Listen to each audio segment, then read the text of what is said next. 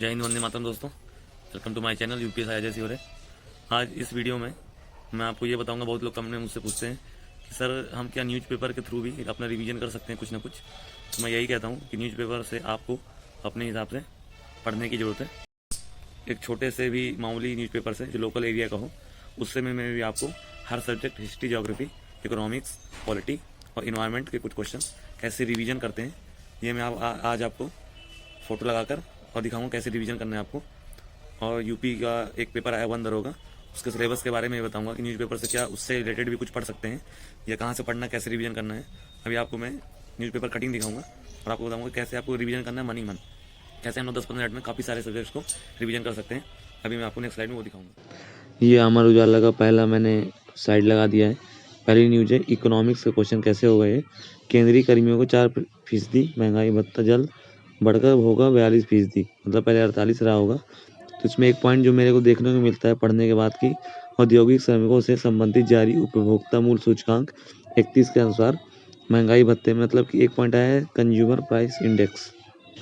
अब हम consumer price index के बारे में खुद ही जानते होंगे, कब से लागू हुआ, स्टेट पे लागू होता है, इंडिया का इंडेक्स होता है, कैसे इससे महंगाई बढ़ती घटती है। तो इस एक आर्टिकल से छोटे से हमको इकोनॉमिक्स का एक टॉपिक कवर हो जाएगा, जो हमको अगर नहीं पता है तो ऐसे हम पढ़ना सीखेंगे, और पता होगा तो वो रिवाइज हो जाएगा तुरंत 10 सेकंड में। अगला टॉपिक आपको देखने को मिलेगा।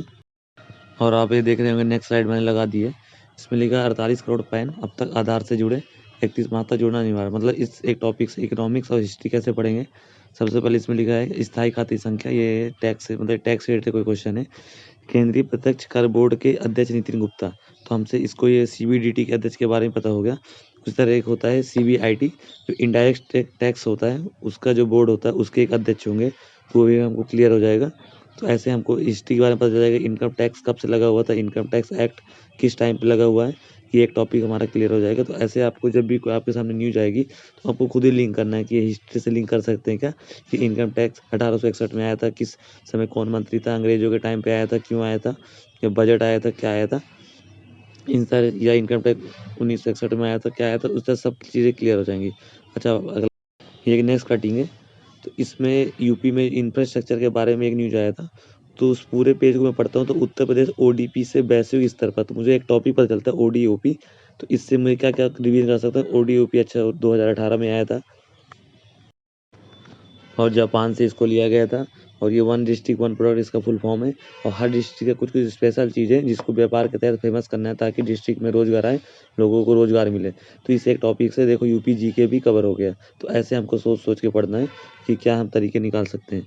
इसमें नरेंद्र मोदी जी का एक टॉपिक आया था, उसमें यूपी में कॉरिडोर के बारे में बात हुआ था। डिफरेंट टाइप के कॉरिडोर यूपी में खुल रहे हैं, जैसे कि एक डिफेंस कॉरिडोर खुल रहा है, तो कौन कौन से राज्य से होके जाएगा, कौन कौन से जिले से होके जाएगा यूपी के।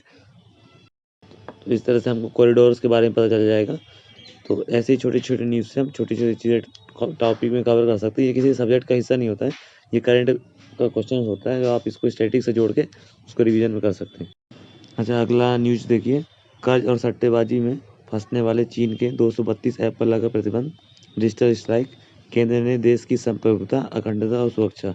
तो इस टॉपिक से मेरे को कुछ समझ में आए ना आए, तो लेकिन मैं एक चीज़ जोड़ सकता हूँ कि पॉलिटी में यूनिटी, इंटीग्रिटी वर्ड्स ऐड किए गए थे संविधान में।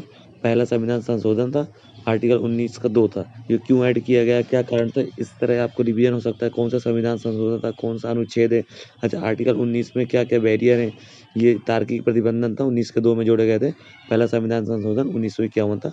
तो आप देखिए हम लोग छोटे से न्यूज़ से कैसे भी कैसे करके अपना रिवीजन कर सकते हैं। संविधान पे भी हो सकता है, इकोनॉमिक्स हो सकता है, हिस्ट्री भी हो सकता है, इन्वायरमेंट भी हो सकता है।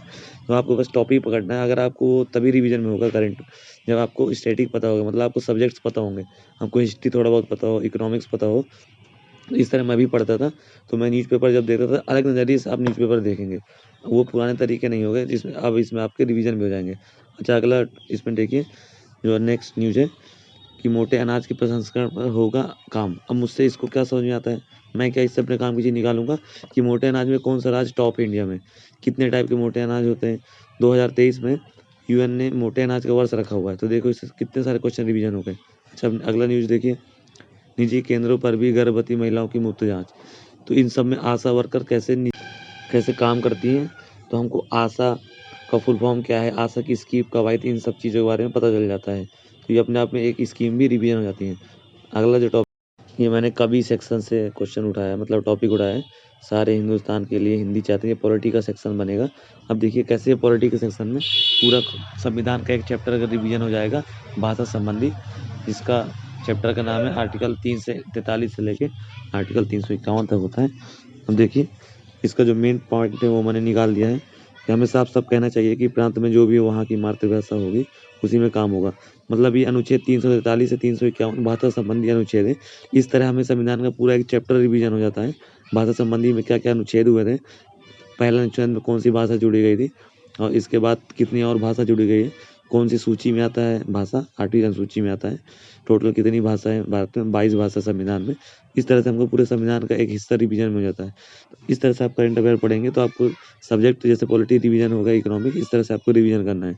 आपको कोई भी टॉपिक हो जाएगा, आपको कुछ ना कुछ तो रिवीजन हो जाएगा। अभी मैं आपको और दिखाता हूँ कि और क्या क्या रिवीजन हो सकता है। अगली जो कटिंग है वो है एमपीसी बैठक आज से फिर बढ़ सकती है रेपो दर। तो अब एमपीसी क्या होता है? एमपीसी होता है मॉनेटरी पॉलिसी कमेटी, मतलब मौद्रिक नीति समिति। कितने तरह की समितियां होती हैं? 2 होती हैं इसमें। अच्छा, रेपो रेट के बारे में बोला गया, तो रेपो रेट क्या होता है, तो रिवर्स रेपो रेट क्या होता है, तो बैंक रेट क्या होता है, और स्टेचुरी लिक्विड एसएलआर क्या होता है। इस तरह से आप आरबीआई के बारे में कुछ कुछ रेट पढ़ सकते हैं। ये सब इकोनॉमी का हिस्सा है, आपको इसे अलग से पढ़ने की जरूरत नहीं, इसमें भी आप रिवीजन कर सकते हैं। अच्छा, अगला टॉपिक देखिए, बाजार स्थिरता के लिए सतर्क रहे नियामक एजेंसी। अब नियामक एजेंसी कौन सी होती है, क्यों ये न्यूज में आ रहा है? क्योंकि अडानी से जुड़ा हुआ है, तो अब इसमें आरबीआई आ रहा है, सेबी आ रहा है, ये नियामक एजेंसी है। तो आरबीआई की हिस्ट्री क्या है? 1934 में एक्ट आया था। इसके पहले अध्यक्ष कौन थे? इस समय इसका हेडक्वार्टर कहाँ है? सेबी कब एक्ट कब आया था? सेबी कानूनी रूप से पावर कब मिला?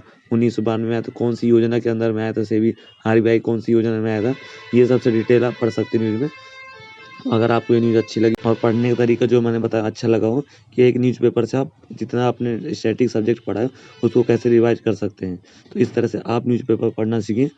और प्लीज़ चैनल को सब्सक्राइब कर दीजिए। ऐसे इंपॉर्टेंट टिप्स मैं देता रहूँगा जो आपकी यूपीएसआई, यूपी पुलिस और एसएससी, यूपी ट्रिपल एससी हर तरह के एग्जाम में करंट अफेयर उससे जुड़े स्टैटिक्स काम आते हैं। Please subscribe this channel. Thank you.